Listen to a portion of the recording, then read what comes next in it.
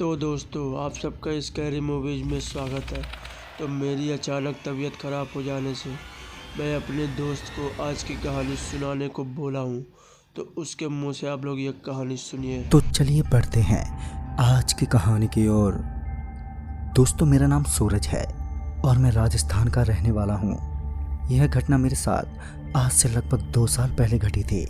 मैं उस वक्त 21 साल का था और उस वक्त कॉलेज की छुट्टियां चल रही थी, इसलिए मैंने सोचा कि अभी तो छुट्टियां भी हैं और वैसे भी घूमने फिरने का मौका तो कम ही मिलता है, इसलिए मुझे अपने नानी के गांव जाना चाहिए। और फिर मैंने पापा को भी ये बात बताई, तो पापा भी थोड़ी मुश्किल से ही सही पर आखिरकार मान गए।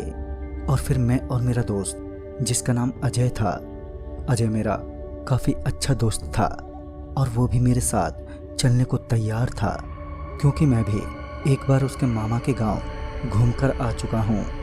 हम दोनों ने प्लान बनाया कि हम लोग सुबह के 5 बजे घर से निकलेंगे। फिर रात को मैं बस यही सोचकर बहुत एक्साइटेड था कि कल मैं अपने मामा और नानी से मिलने जाऊंगा, जिस वजह से मुझे नींद ही नहीं आ रही थी। फिर किसी तरह मैं उस रात सोया और फिर मैं अगली सुबह 4:30 बजे उठा और मैंने अपने दोस्त को भी फ़ोन लगाया। मेरा दोस्त भी मेरे घर पर अपनी बाइक लेकर आ गया। फिर इसके तुरंत बाद ही हम दोनों निकल गए मेरे मामा के गांव। हम लोग बड़े आराम से बातें करते करते और खाते पीते हुए तकरीबन 11 बजे तक गांव पहुंचे। मुझे देखकर मेरे मामा और नानी बहुत खुश हुए।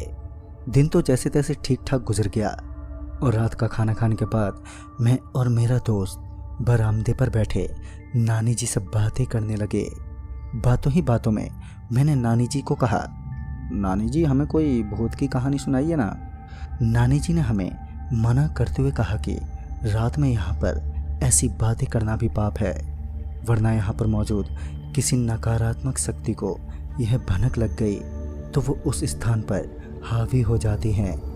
वो दरवाज़ा खटखटाने लगते हैं और अगर कोई भी गलती से दरवाज़ा खोल देता है तो बाहर मौजूद वो प्रेत उस इंसान को अपने पीछे भ्रमित कर ले जाते हैं और फिर उसे ले जाकर जान से मार देते हैं।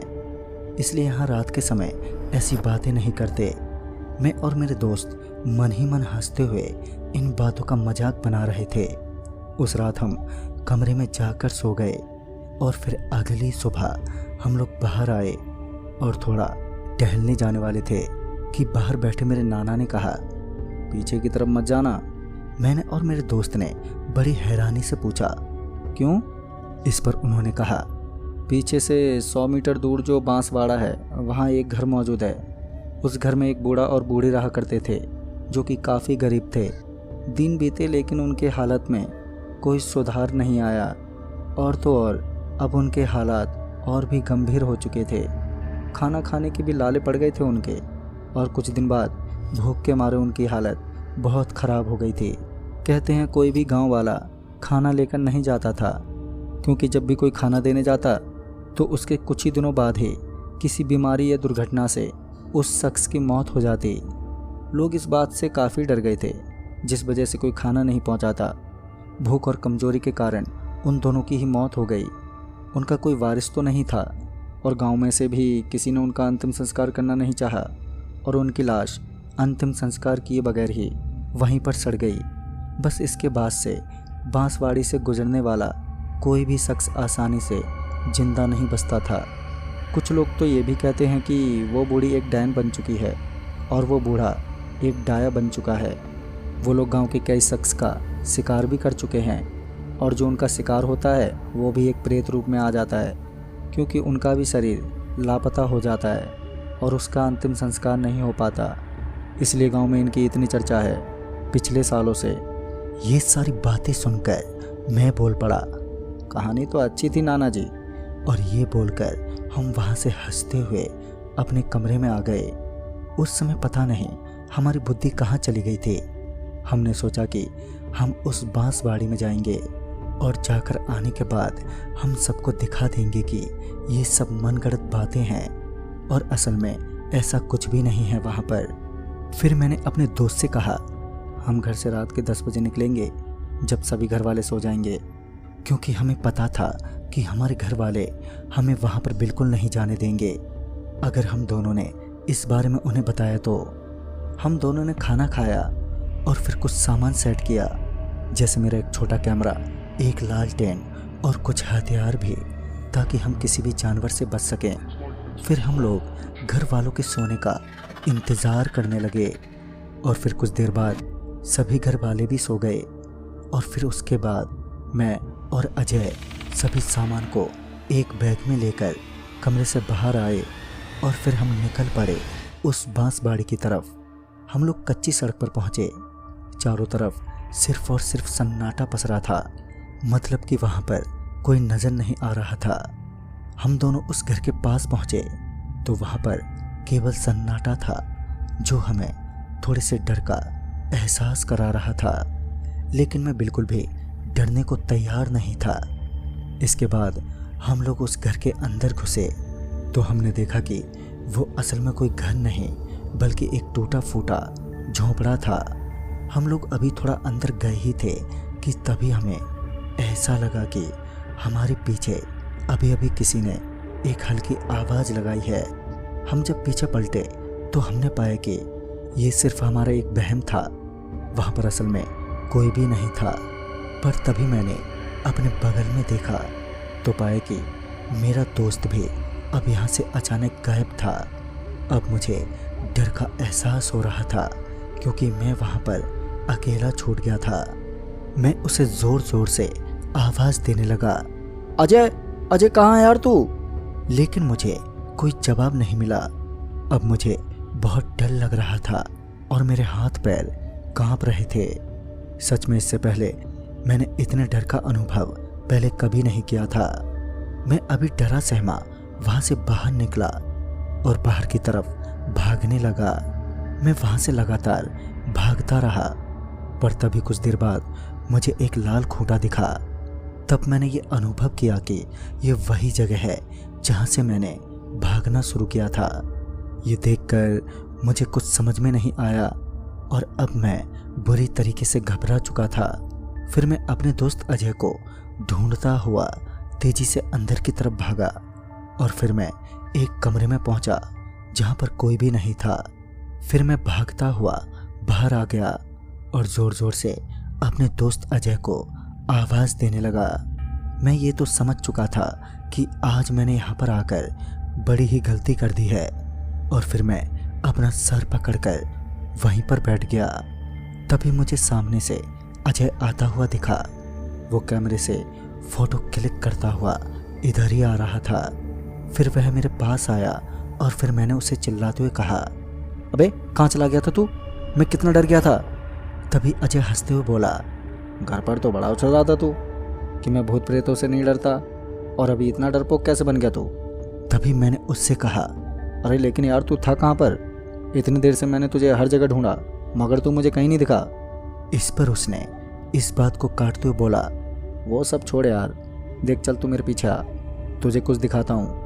मगर मैंने उससे कहा, नहीं यार हमें यहाँ से जल्दी ही निकलना होगा और ये जगह मुझे बिल्कुल भी ठीक नहीं लग रही है। लेकिन तभी पीछे से मुझे एक आवाज़ सुनाई दी, सूरज सूरज भाई कहाँ है तू? सूरज भाई बचा ले मुझे। मैंने जब पीछे देखा तो पाया कि पीछे तो मैंने एक बूढ़े शख्स को अपनी खुली आंखों से देखा। उसे देखकर मेरी रूह कांप गई।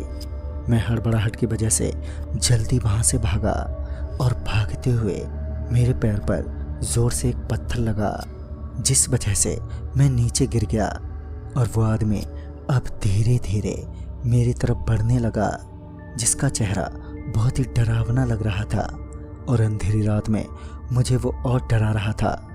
लेकिन तभी मुझे अजय नजर आ गया जो उस आदमी के पीछे से आ रहा था। अजय ने उस आदमी को धक्का दे दिया और फिर मुझे हाथ देकर उठाया और फिर हम लोग वहाँ से तेजी से भागे। उस वक्त शायद रात के 1:30 बज रहे थे। किसी तरह हमें इस घर में 4 घंटे और बिताने पड़ सकते थे। फिर हम छुपने के लिए कोई जगह ढूंढने लगे, लेकिन वहाँ पर अंधेरे की वजह से वहाँ पर कुछ भी नहीं दिख रहा था। और तभी हमने एक ऐसी खौफनाक दृश्य को अपनी आंखों से देखा जो किसी का भी दिल दहला सकता था। हमने देखा कि एक बूढ़ी औरत 2 चिता बना रही थी जो यकीनन शायद हमारे लिए ही थी। हमारी आंखें तो खुली की खुली ही रह गईं। मैं बहुत ज़्यादा अब डर चुका था, लेकिन अपने आप को किसी तरह संभाले हुए था। फिर तभी एक बड़ा अजीब सा दिखने वाले आदमी ने एकदम से मेरी तरफ देखा तो मेरी तो हालत ही खराब होने लगी। फिर वो मेरी तरफ देखकर हंसने लगा और फिर एक भयानक आवाज में मेरी ओर देखते हुए बोला, अगला नंबर तुम दोनों का है। और ये बोलकर वो एक खोपड़ी को चबाने लगा। अब हम दोनों दोस्त वहां से बड़ी तेजी से भागे और भागकर एक दूसरे कमरे में आ गए। लेकिन ये क्या, हम तो फिर से उसी कमरे में आ गए थे जहां से हमने भागना शुरू किया था। हमें तो कुछ समझ में नहीं आ रहा था कि आखिर ये हो क्या रहा है। मामा जी ने हमें एक बार बताया था कि वो छलावे हैं तो वो लोग किसी को भी भ्रमित कर सकते हैं। ये बात तो साफ थी कि ये बिल्कुल छलावा ही था, लेकिन मामा जी ने ये नहीं बताया था कि उनसे बचा कैसे जाए और उनका सामना कैसे किया जाए। हमारे पास इस बारे में बिल्कुल भी कोई भी जानकारी नहीं थी, मगर हमने पहले ये सब सुना था कि भूत प्रेत, छलावा या जानवर आग से डरते हैं, लेकिन वहाँ पर तो कोई आग भी तो नहीं थी। तभी हमें फुसफुसाने की आवाज़ आई तो हम दोनों एकदम से पीछे पलटे और हमारी रगों में दौड़ता खून एकदम से रुक गया। मेरे शरीर में एक बिजली सी दौड़ गई थी उस वक्त, पर इस बार हमारे सामने एक आदमी खड़ा था, लेकिन उसका एक पैर गायब था और उसका चेहरा इतना भयानक था कि कमज़ोर दिल वाले की तो जान वहीं पर निकल जाती। फिर हम लोग दबे पांव वहाँ से भागे और हम लोग अभी भाग ही रहे थे कि तभी मुझे ऐसा लगा कि एक बालों की चोटी ने हमारे पैरों को जकड़ रखा है। यह देखकर हमारे पसीने छूटने लगे। मुझे याद है कि हमारे मामा जी ने बताया था कि उनमें से एक औरत भी थी जो कि वही बूढ़ी औरत थी जिसके बहुत ही लंबे लंबे बाल थे। उसे गांव वाले लंबी चोटी वाली औरत के नाम से भी बुलाया करते थे। उसने मेरे दोस्त को पकड़ लिया था और उसे घसीटते हुए कमरे के अंदर ले गई। कमरे के अंदर जाते ही मेरा वो दोस्त जोर जोर से चिल्लाने लगा था, पर मैं उसके पीछे भागा और उस कमरे तक पहुंच गया। पर मैं किसी तरह कमरा बंद होने से पहले ही अपने दोस्त के पास पहुंच गया। और जब मैं अजय के पास पहुंचा तो मैंने देखा कि अजय की हालत अब बहुत ही खराब हो चुकी है। उस समय उसके पसीने छूट रहे थे, साथ ही उसके शरीर पर जख्म भी थे और अब वह बहुत ही बुरी हालत में था। पर अब खुद की जान बचाने के लिए हमें वहां से जल्द निकलना था। इसलिए मैंने चारों तरफ देखा तो मुझे उस कमरे के बाहर की तरफ एक दरवाज़ा दिखाई दिया। मैं और अजय वहां से निकलते हुए उस दरवाजे के पास गए, मगर वह चोटी अभी भी मेरे दोस्त को खींचे जा रही थी। तभी मुझे याद आया कि सुरक्षा के लिए हमने बैग में कुछ औजारों को भी रखा था, जिनमें से एक चाकू भी था। मैं उस चाकू को लिए अजय की तरफ बढ़ा, हालांकि अजय इससे डर गया था। उसे लगा कि मैं उसका दोस्त नहीं कोई और हूँ। मैं बड़ी तेजी से अजय की तरफ बढ़ा और उस चोटी को काट दिया। फिर मैं और मेरा दोस्त वहाँ से भागते हुए उस दरवाजे के बाहर आ गए और जैसे ही हम दोनों उस दरवाजे के बाहर आए तो हमें डर था कि कहीं हम फिर से उसी जगह पर ना आ जाएं। मगर इस बार हम लोग सच में उस घर से निकल चुके थे, मगर अभी एक बहुत ही बड़ी मुसीबत आने वाली थी। हमने सामने देखा कि अभी हम एक जंगल में आ गए हैं और उस समय रात के अंधेरे में जंगल बहुत ही डरावना लग रहा था। मैं और अजय वहाँ से भागते हुए जंगल के एक पेड़ के नीचे आ गए थे। वह पेड़ बहुत ही घना था और उसके नीचे बहुत सी गहरी जगह थी, यानी कि एक गड्ढा बना हुआ था। मैं अपने दोस्त अजय के साथ उस गड्ढे में छिप गया। हमें इतना तो पता था कि अगर हम इस गड्ढे से थोड़ा बहुत भी हिले या फिर निकले तब हमारा मरना पक्का है। मैं और मेरा दोस्त वहीं पर बैठे रहे और यह सोचने लगे कि अब हम यहाँ से भागे तो भागे कैसे। मेरे दोस्त अजय ने तभी अपना फ़ोन निकाला। तब उसके चेहरे पर एक खुशी थी। उसने कहा, नेटवर्क मिल गया है, अब हम फ़ोन करके अपने घर वालों को यहाँ पर बुला सकते हैं। और हमने तुरंत ही ऐसा ही किया। मैंने तुरंत अपने मामा को फ़ोन किया। उस वक्त मामा जी बड़ी गहरी नींद में थे, शायद इसलिए उन्होंने फ़ोन नहीं उठाया। मैं घर के अलग अलग लोगों को लगातार फ़ोन कर रहा था, पर कोई भी फ़ोन उठा नहीं रहा था। जब हमने अपने फ़ोन में समय देखा तब रात के करीब 3:30 बज रहे थे। तभी उस पेड़ के नीचे ही मेरे दोस्त को एक कांटा चुभा, जिससे उसने ज़ोर से चिल्लाया। वहाँ उसकी चिल्लाहट सुनकर पता नहीं कहाँ से हलचल होने लगी। ऐसा लगा जैसे कोई हमारे आसपास मंडरा रहा था। लेकिन जब उधर बाहर की तरफ देखा तो वहाँ पर मुझे कोई भी नहीं दिखा। मगर मुझे पता था कि अब यह जगह बिल्कुल भी सेफ नहीं है, इसलिए मैं और अजय वहाँ से बाहर भागने लगे। तभी अचानक मेरे फ़ोन की घंटी बजी तो मैंने पाया कि फ़ोन मामा जी का था। मैंने मामा जी को सारी बात बताई।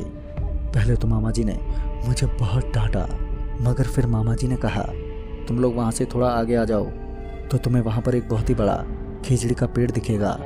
तुम लोग उस पेड़ के नीचे आ जाओ। उस पेड़ के आसपास कोई भी काली शक्ति नहीं आ सकती, और वहाँ पर एक भगवान की मूर्ति भी है, इसलिए तुम लोग वहाँ पर तुरंत ही पहुँच जाओ। और मैं कुछ लोगों को लेकर वहाँ पर पहुँचता हूँ। फिर मैं और अजय किसी तरह वहाँ से भागते हुए उस जगह पर आ गए जहाँ पर वो खिजड़ी का पेड़ था। उसके नीचे सच में एक छोटा मंदिर बना हुआ था। हम दोनों वहीं पर बैठ गए और अपने मामा का आने का इंतज़ार करने लगे। तभी मुझे उस पेड़ के सामने एक लड़का दिखा। शायद वो अजय था, मगर वो अजय कैसे हो सकता था, क्योंकि अजय तो मेरे पास बैठा हुआ था। जब मैंने ठीक से उसको देखा तो उसकी गर्दन उल्टी थी, और ये देखकर मेरा दिल दहल उठा। मुझे पता चल गया था कि ये कोई आदमी नहीं है और वो मुझे अपने पास बुला रहा था। लेकिन मैं जानता था कि ये ज़रूर कोई छलावा या प्रेत है। ये कभी भी इस पेड़ के नीचे नहीं आ सकता। मुझे ये भी पता था कि वह मुझे अपने पास बुलाकर मारना चाहता है। और फिर कुछ देर बाद वहाँ पर लोगों के आने की आवाज़ें सुनाई देने लगी, और वो छलावा एकदम से जैसे गायब हो गया था। मेरे मामा जी के साथ कुछ लोग वहाँ पर आ गए। मामा जी ने मुझे गले लगा लिया और फिर मुझे लेकर घर पर आ गए। घर पर आने के बाद उन्होंने हमें बहुत डांटा और दोबारा वहाँ जाने के लिए मना किया। फिर हम लोग भी ये कसम खा चुके थे कि अब कुछ भी हो, मगर हम लोग कभी भूलकर भी वहाँ पर नहीं जाएंगे। और फिर अगले ही दिन हम लोग अपने घर आ गए। दोस्तों, आज भी मैं जब उस किस्से के बारे में सोचता हूँ तो मैं एकदम से कांप जाता हूँ। वो तो मेरी खुशकिस्मती थी कि मैं उस रात कैसे भी करके बच सका, वरना ना जाने मेरा क्या हो जाता। तो दोस्तों, इस कहानी में बस इतना ही। तब तक के लिए बाय एंड टेक केयर।